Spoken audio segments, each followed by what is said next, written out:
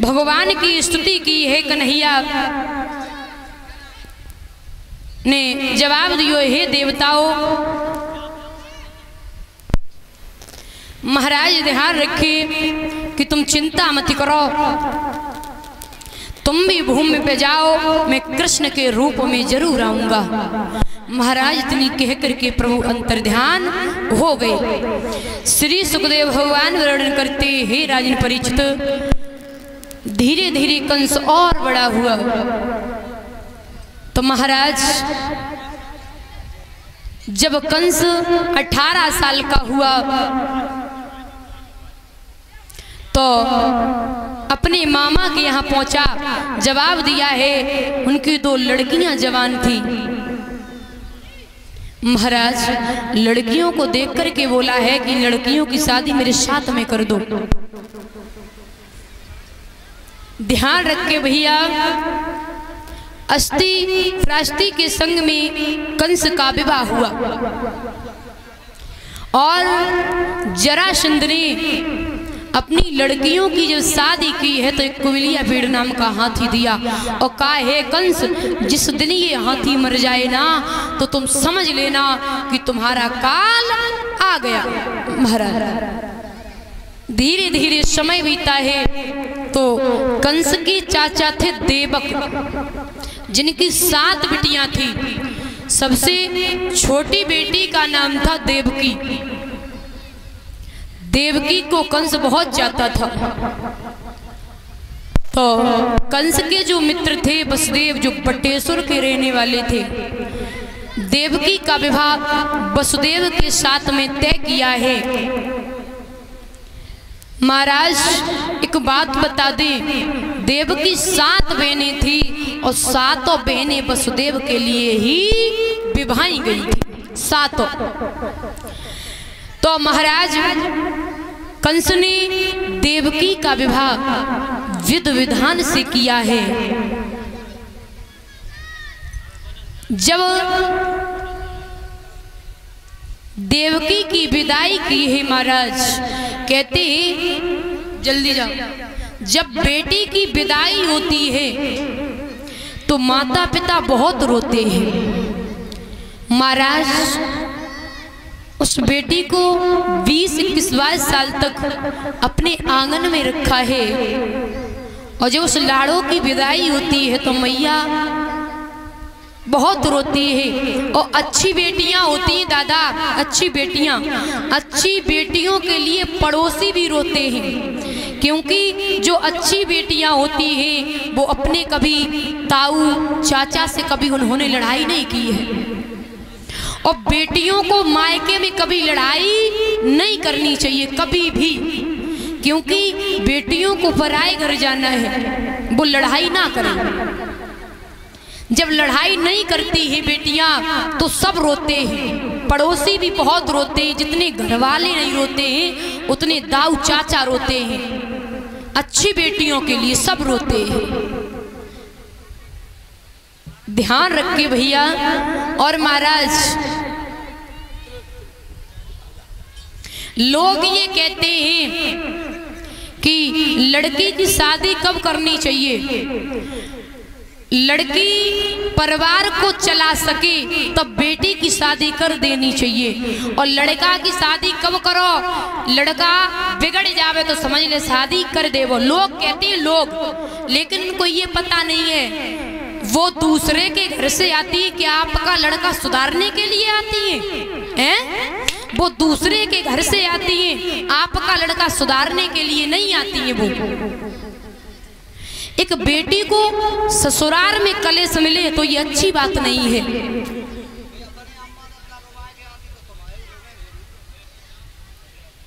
श्री सुखदेव भगवान वर्णन करते हैं, राजन परीक्षित ध्यान रखें भैया, बाबुल का ये घर दीदी और कछु दिन को ठिकाना है, पापा का ये घर दीदी कछु दिन को ठिकाना है।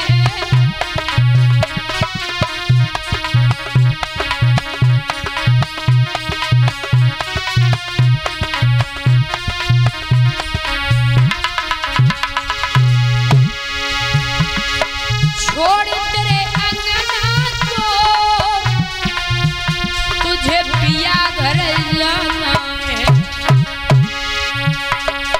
छोड़े से अंगना को तुझे पिया घर जाना है।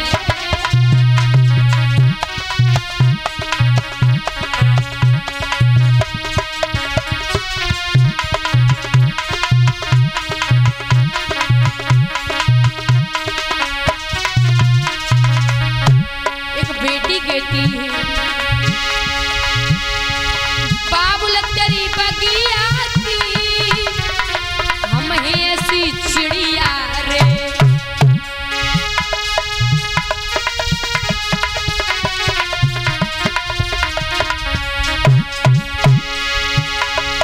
पापा तेरे बगिया की हम हैं ऐसी चिड़िया रे, दिन भर बसेरा है, रात भर बसेरा है, सुबह उड़ जाना है, रात भर बसेरा है।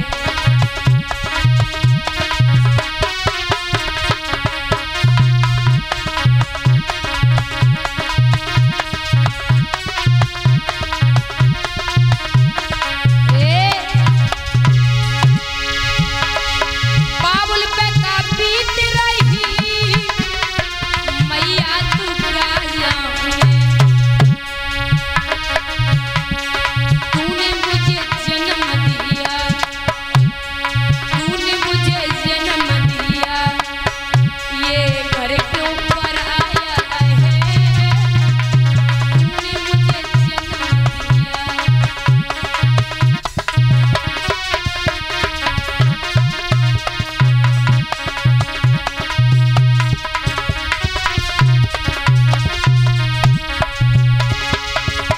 मैया बोली लाड़ो याद तेरे बचपन की हम सबको रुलाएगी, याद तेरे बचपन की हम सबको रुलाएगी, कस्तूर दुनिया का, कस्तूर दुनिया का हम सबको निभाना है, कस्तूर दुनिया का।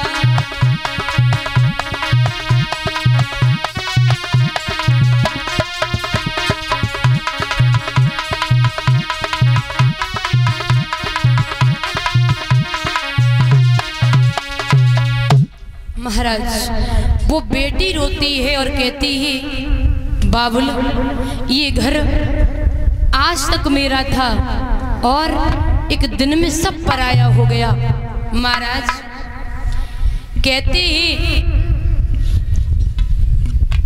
बेटी की विदाई होती है, वो पिता महाराज बहुत रोता है। ये 100 रुपये अरविंद यादव नंगला बादरपुर से मरिया जोगा ले वैसा दो।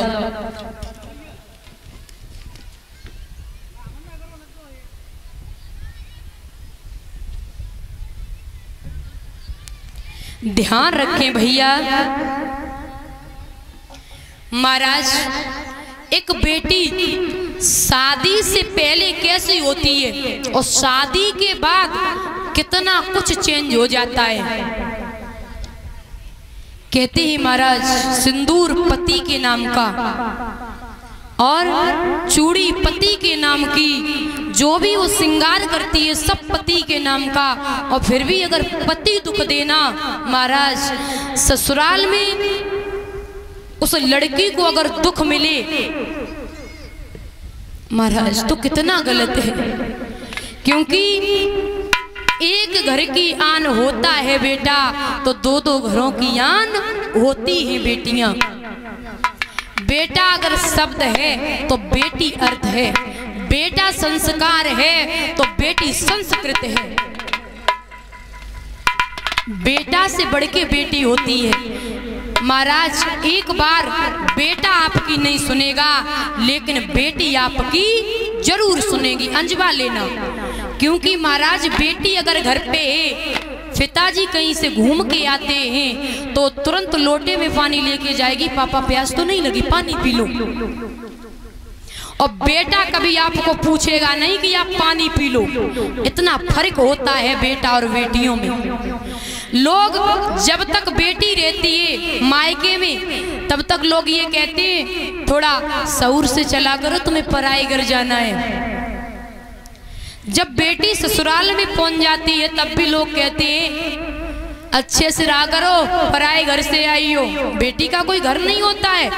अरे जो लोग ये कहते हैं ना वो गलत कहते हैं, ऐसा नहीं कहना चाहिए। क्योंकि आप लोगों को ये कहना चाहिए कि बेटियां कितनी नसीब वाली होती हैं, उनके दो दो घर होते हैं, दो दो परिवार होते हैं।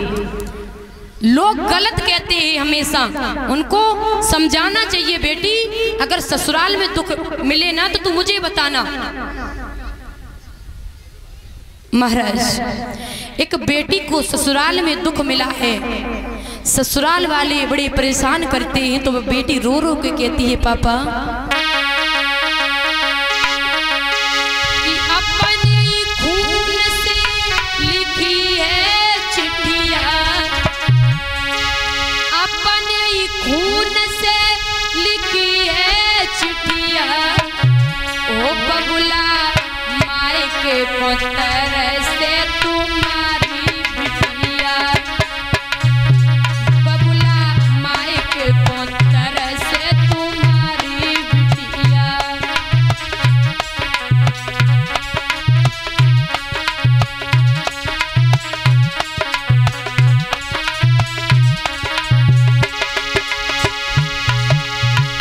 अपने खून से लिखी है चिट्ठिया, अपनी खून से लिखी है चिट्ठिया, बबुला माई के पुत्र से तुम्हारी बिटिया, बबुला माई के पुत्र।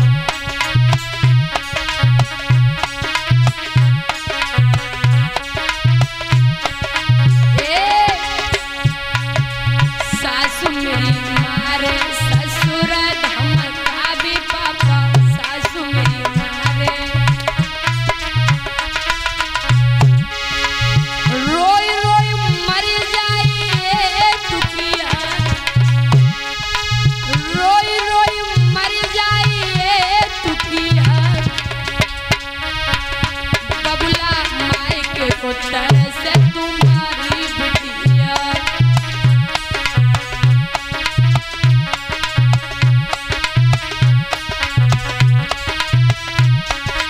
कहती महाराज अगर मायके में भी माता पिता न हो और बेटी को ससुराल में दुख मिले तो वो बेटी अपने आप को संभाल नहीं पाती है। बाबुल माई के पुत्र से तुम्हारी बिटिया।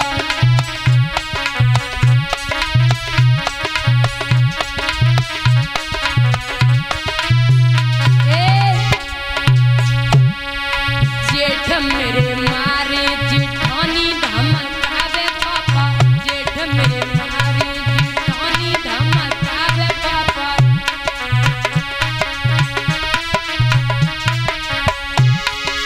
ननद दिखावे तेल की कटिया,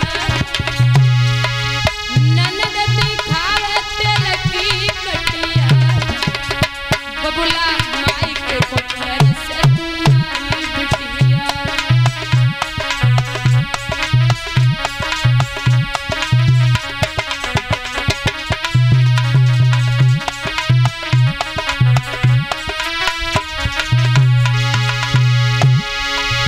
अपने खून से लिखी है चिट्ठिया, अपने खून से लिखी है चिट्ठिया, बबुला माई के पुत्र से तुम्हारी बिटिया।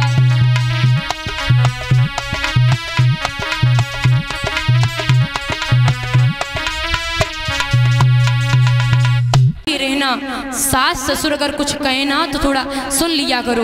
और आज की सासें भी कैसी हैं महाराज, बहू घर पे आई और बहू को थोड़ा खाना बनाना नहीं आता है, गोल गोल रोटी नहीं आती है, तो क्या कहती है, तेरी माँ ने सिखाया नहीं क्या?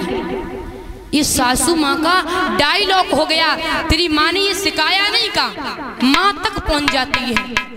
अगर तुम्हारी बेटी होती और तुम्हारी बेटी से अगर रोटी जल जाए तो तुम क्या करती?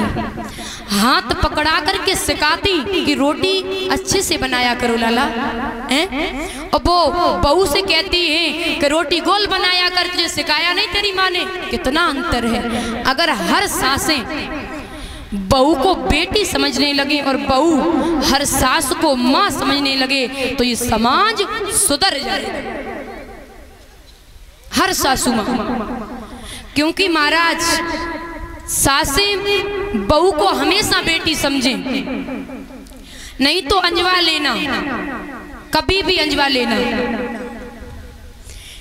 श्री सुखदेव भगवान वर्णन करते, हे राजन परीक्षित महाराज, एक बिटिया की नई नई शादी भई बहू की, तो वो ससुराल में गई है तो सास महाराज बड़ी लड़ाकू मिली। जो ससुराल में पहली बार गई तो उससे एक कांच का कप जमीन पे गिर पड़ा। सास बोली, क्या कर रही है? घर में आने की देर नहीं, कप पहले फोड़ने लगी। महाराज तो रोज लड़ाई करे। एक बार वो बिटिया और बिटियू लड़ाकू रहे, तो जैसे देखो एक हाथ तारी तो बजते ना, जैसी सास वैसी बहू आज कर लगी। तो महाराज कोई कम तो पत्तो नहीं, अगर कम पच जावे तो लड़ाई ना होवे। अगर सास कहे बहू सुन लेवे, क्या दिक्कत है? बहू कहीं सास सुन लेवे, कौन सी आफत है? महाराज तो वो अपने घर पे गई, पापा से बोली, पापा ने डॉक्टर कि तुम हमें जहर दे दे। वो अपनी सास को जहर दे के मारी है। पापा बोले, लला का पागल हो, सास को मार, अगर सास को नहीं मारे तो हम मरे जी। पापा ने जवाब दो, हमारी तो अकेली बिटिया है, क्यों मरी का हम क्या करें? बोले, हाँ तुम्हें हम दवाई ऐसी देंगे, हम बस सुन लियो, समझदारी खेले। हाँ जब कही कि तुम ससुराल में जाओ और अपनी सासू से 2-3 महीना कछु मत कहियो, 3 महीना बाद तुम्हारी सासू पे आप मरी जाइए। 3 महीना तक अगर सास कछु कहे तो सुनती रहियो, तुम कुछ मत कहना। बोले ठीक है। कि 3 महीना बाद मर जाए? बोले हाँ मर जाए, 3 महीने बाद मर जाए। महाराज बिटिया ससुराल में गई, तब सासू महाराज गालियां भी देवे, बिटिया तो न बोले। बोले 3 महीने बाद मर जाए, 3 महीने तक तो सुन ले। और अगर बेटी अच्छे से रोटी भी ना बना पाए, सासू फिर भी बोले, कोई काम बिगड़ जाए सासू फिर भी गाली देवे, पूरे दिन गालियां देवे। महाराज फिर भी बेटी कछु ना गई, बोली 3 महीना बाद मर जाइए, का इंते कहो। महाराज एक दिन में सास बदल गई, जवाब दिया, आज मैंने बहुत कुछ कह लिया, मेरी बहू ने मुझे जवाब नहीं दिया है।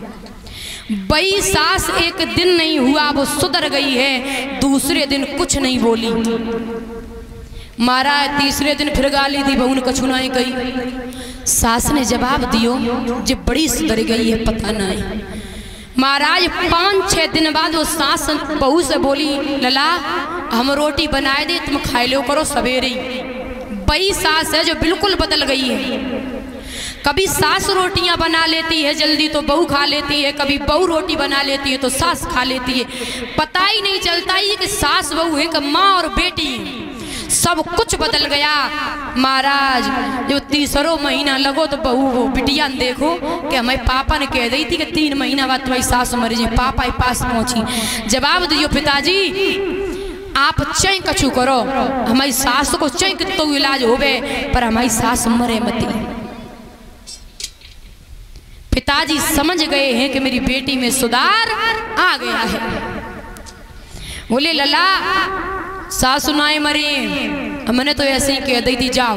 बिटिया बड़ी प्रसन्न है गई। तो कहते हैं महाराज हर एक बेटी सास को माँ समझे और हर एक सास बहू को बेटी समझे तो लड़ाई कभी हो नहीं सकती, कभी भी लड़ाई नहीं हो सकती।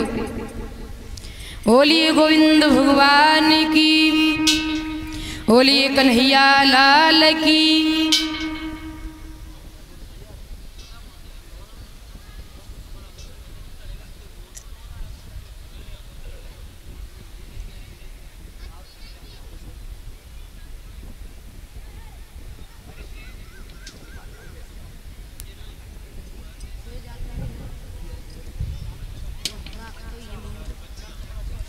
और ये 50 रुपए शिखा अंशिका अंशु या जन्म होंदे सब 25 रखे रहे।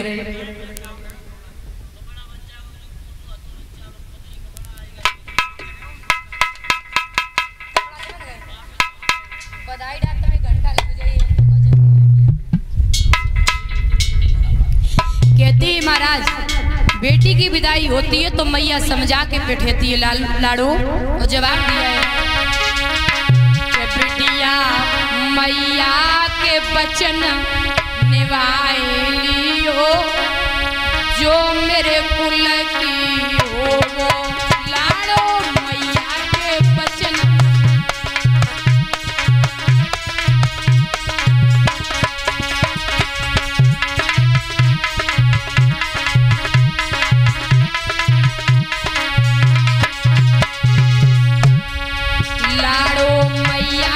वचन निभाइयो जो मेरे कुल की हो वो बिटिया।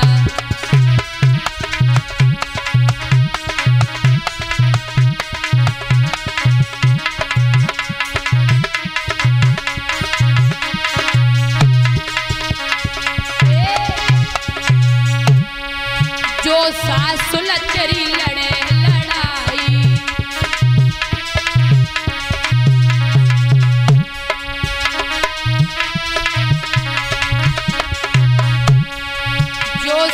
सुलचरी लड़े लड़ाई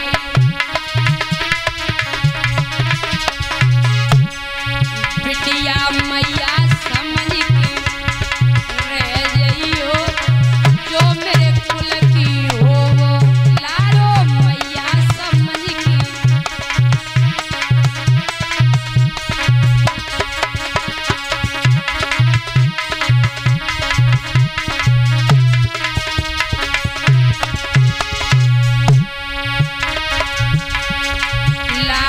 मैया के वचन निभाइयो जो मेरे कुल की हो वो बिटिया।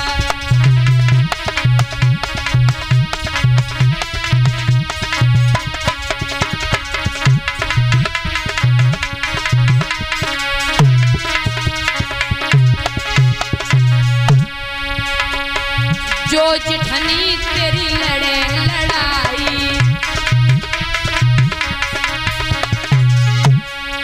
जो जिठनी तेरी लड़े लड़ाई बिटिया भाभी समझ के रह जाइयो जो मेरे कुल की हो वो लाड़ो भाभी समझ के।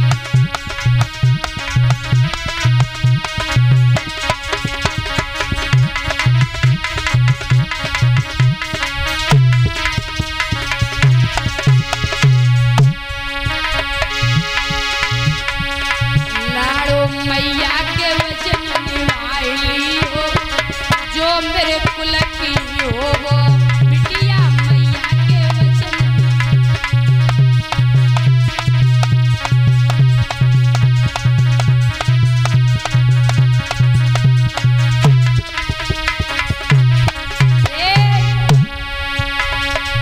जो देवर तेरो लड़े लड़ाई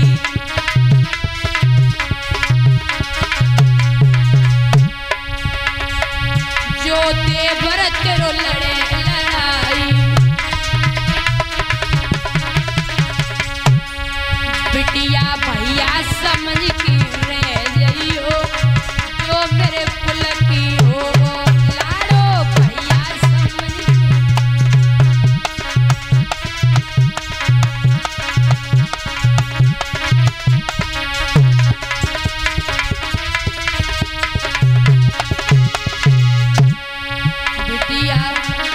मैया के वचन निभाइयो जो मेरे कुल की हो लाड़ो।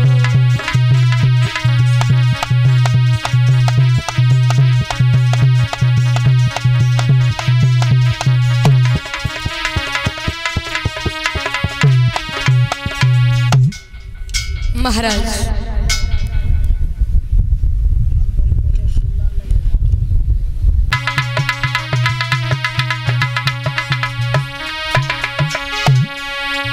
काय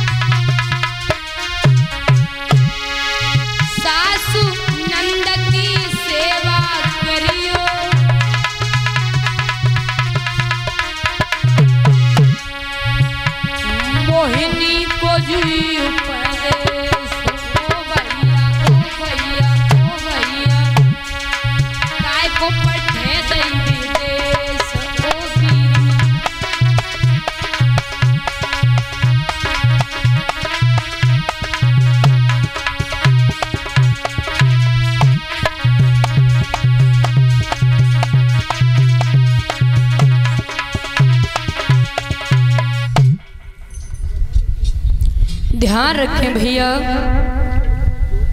महाराज, इस प्रकार से कंस ने देवकी की विदाई की है। कहाँ गए वसुदेव और कन्हैया? तो कितनी देर है कथा?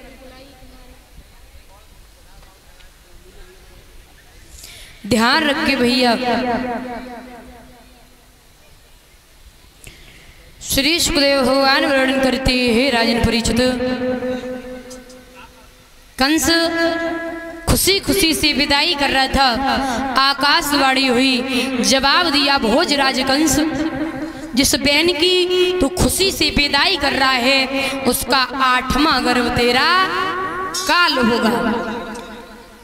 महाराज, कंस ने आकाशवाणी सुनी है तो देवकी के केस पकड़े हैं और रथ से नीचे को महाराज जवाब दिया है, ना रहेगा बांस और न बाजेगी बांसुरी, मैं इसे जीवित नहीं छोड़ूंगा। महाराज वसुदेव ने जवाब दिया, वीरन तू बड़ी खुशी से विदाई कर रहा था, तुझे क्या हो गया? बोले सुना नहीं, आकाशवाणी हुई है किसका 8वां गर्भ मेरा काल होगा। बोले वीरन एक बात मान ले, वैसे ही तेरी बहन है लेकिन इसकी शादी हो गई है, मेरी पत्नी हो गई है, एक अबला पर हाथ उठाना अच्छी बात नहीं है। स्त्री पर जो हाथ उठाता है वो मर्द नहीं हो सकता, जो स्त्री पर हाथ उठाए इंसान के रूप में रहता ही हो लेकिन मर्द कहलाने के लायक नहीं हो, बिल्कुल बेकार हो। ध्यान रखें भैया, जवाब दिया है कंस, इसे छोड़ दे। बोले ऐसे कैसे छोड़ दूं, इसे मैं जीवित नहीं छोड़ूंगा। बोले इसके गर्भ से बालकों का जन्म होगा या बालक का मैं आपको दे दूंगा। कंस ने देवकी वसुदेव को वहीं जेल में डलवा लिया है। महाराज धीरे धीरे समय बीता है, मैया देवकी के गर्भ से पहले पुत्र का जन्म हुआ। मैया उस पुत्र को वसुदेव लेकर के चले हैं कंस के पास में।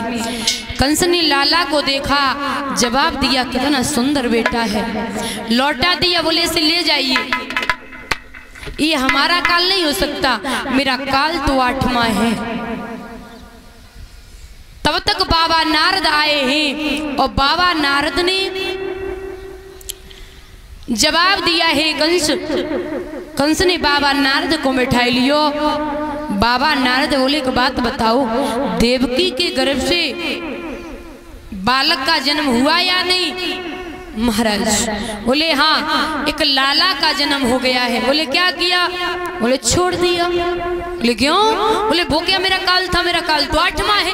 महाराज एक 8 पंखुड़ी का फूल लिया है और महाराज का पंखुड़ी गिन करके बताया है, पहले से स्टार्ट किया तो 8वीं तो 8वीं है और 8वीं से स्टार्ट किया तो पहली 8वीं है महाराज, और 7वीं से अगर स्टार्ट करो तो दूसरी 8वीं है। इस प्रकार से बाबा नारद ने एक एक पंखुड़ी करके समझा दिया है। कोई भी संतान आपका काल हो सकती है। महाराज कंस के दिमाग में जय बात फिट हो गई, दौड़ के गया, देवकी के गोद से उस बालक को छीड़ा है और पैर को पकड़ के पत्थर पे पटक दिया, उस पुत्र के प्राण निकल गए। धीरे धीरे महाराज मैया के 6 पुत्र मारे गए हैं। 7वें गर्भ में कौन थे? बलराम। महाराज भगवान ने जवाब दिया, योग माया से कहा मैया 7वां गर्भ तू रोहिणी के गर्भ में प्रवेश कर दे जाके। योग माया ने जवाब दिया, कृष्ण मैं इतना बड़ा काम कर दूंगी, आप मुझे क्या दोगे? बोले आपकी संसार में पूजा होगी माँ दुर्गे के रूप में। ये वरदान प्राप्त हुआ है योग माया को। 7वां गर्भ रोहिणी के गर्भ में प्रवेश कर दिया। महाराज भगवान खुद चतुर्भुजी रूप बना करके मैया देवकी के सम्मुख आए थे और हाथ जोड़े थे। स्वयं भगवान ने कहा, मैया तू घबराना मत, मैं तेरे गर्भ से जन्म लूंगा, बिल्कुल चिंता मत करना, मैं स्वयं आऊंगा, लेकिन तुम मुझे गोकुल में भिजवा देना। भगवान पहले ही बता गए थे। इतनी कह करके प्रभु छोटे से शिशु बनके और मैया के गर्भ में प्रवेश हो गए। श्री सुखदेव भगवान वर्णन करते हैं, राजन परीक्षित वारी आई है 8वें गर्भ की, तो सभी देवता इकट्ठे हुए देवकी की स्तुति करने लगे। जवाब दियो मैया, भगवान तेरी कोख से जन्म लेंगे, तू घबराना बिल्कुल नहीं, बिल्कुल चिंता मत करना। देवताओं ने मैया की महिमा गाई है, स्तुति की है, धन्य है मैया जो तेरी कोख से भगवान जन्म लेंगे। बन गए, ले आओ।